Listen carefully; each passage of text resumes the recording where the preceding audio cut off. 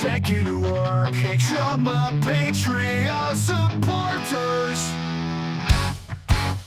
GBGuns and I do level. Andrew P. Joseph T. Lenny A. L.G. Peter A. Tome. Voices as fast Eddie though. 115 Brian P. Sky King Derek S. Jr.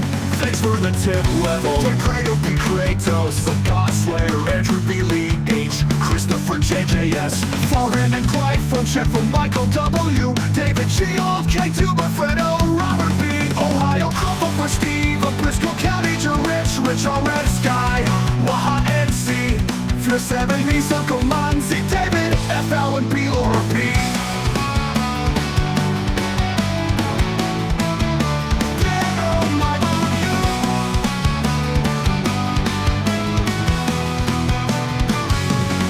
Things on this level. Gary B. Rayfest, Daniel D. N.C., Jake J. Adam J. Brad and George H.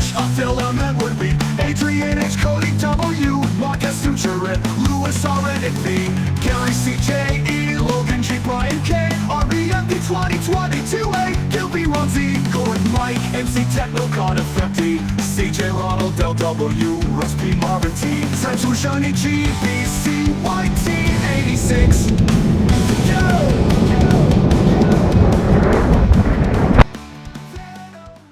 On this channel, our patrons decide how that money is spent, and that's done by inquiry, then polling, and then finally there's a decision. This time, the patrons told me to just find something. That was the winning choice, was that I take a look at deals around the holidays and try to find something of interest to me. And I've got the Kel Tec P15 tabletop review and field strip coming up next on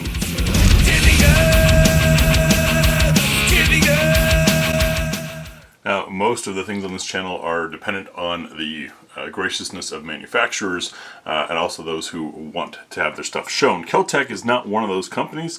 They've never sent anything. I've only reviewed one other Kel Tec in the 500 or so pistols that I've done, and it was terrible.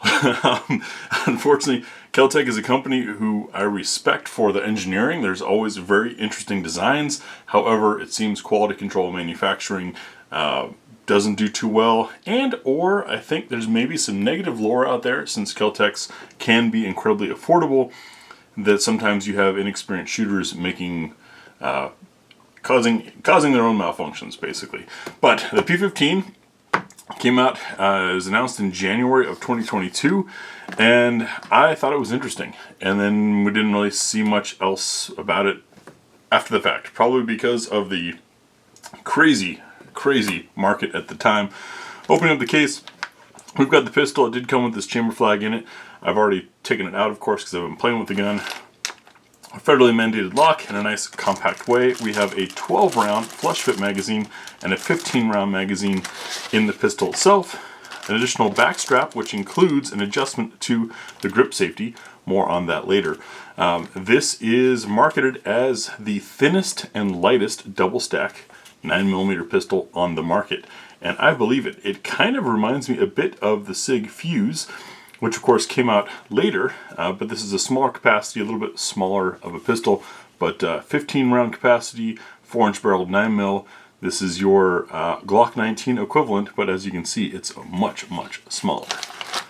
Now we take a look at manuals for a couple reasons on this channel. One, it shows the YouTube moderators that when I field strip this, I'm just doing basic safety end user level stuff.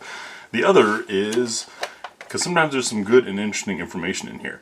I always get asked about plus P ammunition. It mentions in here to use SAMI spec. That would include plus P. However, with the 4-inch barrel, there's no need for plus P. Keep in mind that plus P ammunition is used to compensate for a suboptimal barrel length, and SAMI's spec for 9mm is a 4-inch barrel. We've got all of our specs. That, of course, will be in the pinned comment in the full review. I did notice some interesting things in here. People complain about the fact that it has a magazine disconnect safety, and people also tend to be afraid of grip safeties, though this one's pretty easy to work on. So if you don't want either of those, you can actually disable that. Learn in the manual that you can choose between having both of those on. just the grip safety, just the magazine release safety, which that annoys me, or none of them, which is a pretty cool adjustable thing, and I think immediately defeats the naysayers who don't want to have any of that. But the other reason I looked through the manual is it gives us an idea of how well the company wants you to understand the product. One thing I did not see in there is the backstrap installation process, although from this exploder diagram I can figure it out. I might go to the bigger backstrap just to have more hand on the gun. Generally, the smaller and lighter a gun is, of course, the more concealable it is. Also, the more difficult it is to shoot well, and the more recoil you feel. Let me get this stuff out of the way so we can take a look at the gun properly. A couple other quick things of note. One of the things that I know Kel Tec gets mocked for a lot is the use of screws. People get nervous, and at first thought, first glance, it looked like maybe this frame was a clamshell design. I do not believe it is. Those screws are holding the chassis into the frame. Rather than use a cross pin, roll pin type setup, there you can see the window to the serial number of the chassis inside. This has got 6 screws holding in the chassis, which in some ways is maybe better than pins. Other interesting design notes is this polymer insert on the back here. That is going to reduce reciprocating mass, especially where it's important on the back. Having a little bit of extra nose weight tends to help mitigate recoil as the nose slams back, as the slide slams back forward, dipping the gun down. Is it going to dip too much? We'll find out on the range. Another thing of note that surprised me, because I didn't do research, I was just curious about this gun. I've reviewed enough to just kind of get into them, is these sights are fiber optic and tritium, which is excellent. So you're going to get glow day and night. And they've smartly, as you can just see there, the front sight seems brighter because it is. Not only is it a bigger tube, but it's got more access for light to hit the fiber optic tube, whereas the rear sight is set in. So that keeps these from getting too bright. That's another very smart design feature in my opinion. One other interesting bit is the backstrap comes with an extension for the grip safety as required that is just screwed in. You have the screw and the wrench in there, and this is something that I might mess around with trying to install because small guns can be more challenging. I did not see, I think I can figure that out. Yeah, I can probably figure that out. It looks like with the magazine out, of course, there is a hook at the bottom here and a little tab. I believe if I get that tab lined up and push the hook, maybe not. Not sure how that goes on there. Doesn't seem like it's long enough to do all of the tasks. I'll mess with that more off camera, but just that's yet another interesting thing that I found about this gun that there's relatively little information on. Now on to our standard tabletop with the magazine in and slide lock to the rear. You can see clear, but what we're looking for is a magazine release or eject. And we definitely get some kick there. That is definite ejection, which I like. If you're curious about overall grip size, I wear XXL gloves, and I get 1.5 finger on the grip. My pinky can barely grab onto the base pad on this 15 rounder, the 12 round magazine, and these are very nicely blued. Is a flush fitter, and that gets me the 1.5 finger grip. So this is definitely a small pistol. Interesting, the 12 round 1.5 finger is kind of about like a SIG 365, even though these are more of a traditional double stack magazine. All right, that out of the way. We'll start up front. We have a bit of slide to frame play up front here, but that really doesn't matter. If the slide's moving, your sights are too. Nice kind of bowl cut, very slim. I mean, this is a lot like the later SIG 365 fuse as far as slimness and thinness. These serrations definitely grip. Those work fine. The texture from the polymer makes the rears a little bit better. We have a single slot of rail space underneath, some texturing on the front of the trigger guard, as well as a little bit of a hook at the end there. Trigger guard does come down rather low to allow this trigger to reach so low. Magazine release is good sized. And our slide lock and release lever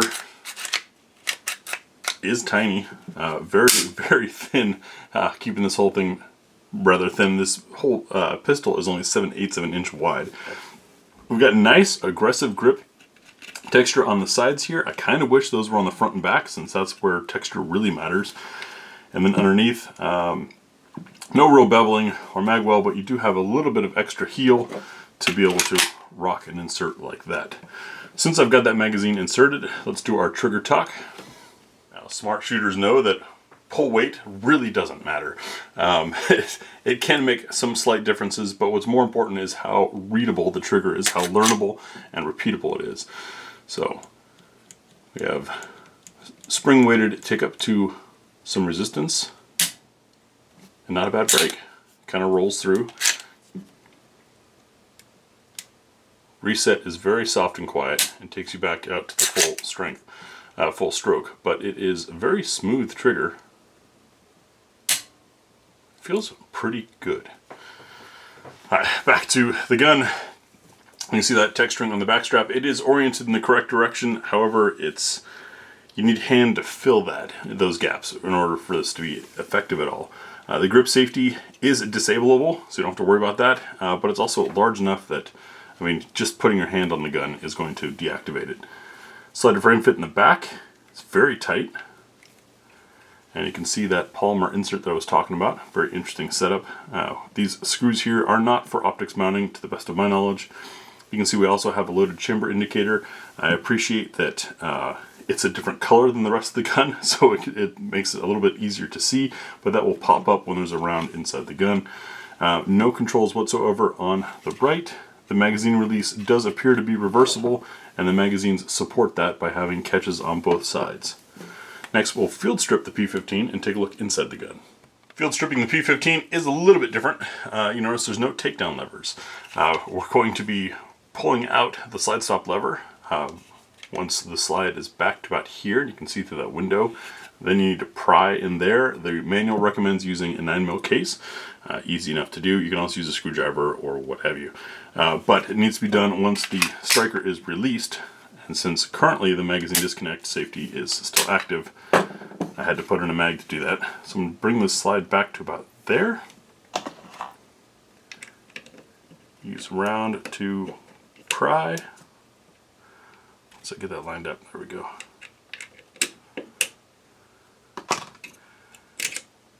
And with that out, we can bring the slide off the front. It takes a little bit of extra force on mine. And now we can see that this is a chassis gun. Makes me wonder if there are other options for grips out there. I don't know if Kel Tec's making any, and I don't know if there'd be any third parties for it. The MSRP on this pistol was originally kind of stiff. They also have an aluminum frame version, which was really tempting, but that one was still costing a little more than I was willing to risk on Kel Tec, to be honest. My only experience with the Kel Tec prior to this gun was not a positive one. We have a metal guide rod with 2 springs in there. Does it just look like, hard to tell. Interesting visual effect there. We can tap down on our barrel to drop it out, and now we can take a look in our slide. And as you can see,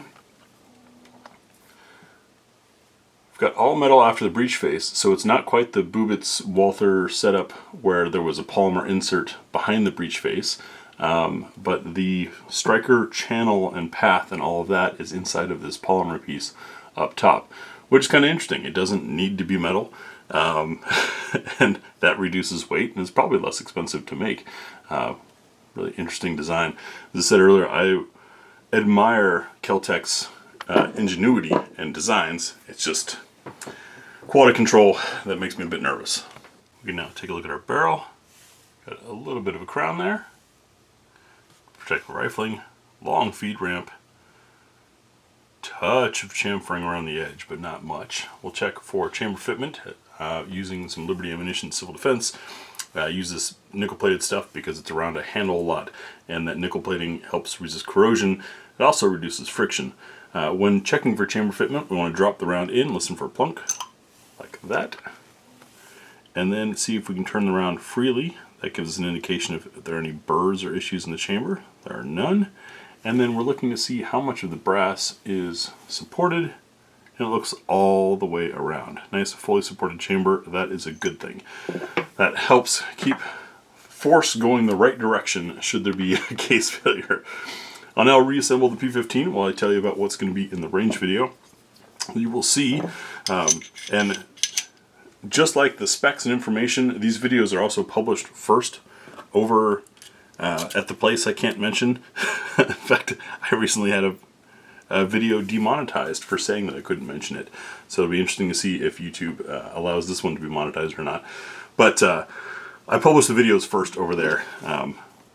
The patrons see things absolute first, then they're published on my site, then they come public here on YouTube. Anyways, in the range video, you'll see my absolute first shots through the gun. We'll see how these mags run fully stuffed in full mag +1. Take it to the trademark What's for Dinner table to see what the gun eats with 10 additional different loads. Then test sights and trigger control on a 6-inch spinner at distance. Shoot 5 shots at 7 yards for practical accuracy, and then give you my concluding thoughts. Thank you guys for years of support. Thank you patrons for enabling this review to happen. If you are watching this because you've been curious about the Kel Tec P15, please comment thank you patrons, because they're the ones who made this happen. Kel Tec does not send guns to this channel. Thanks for watching, and we'll see you on the range.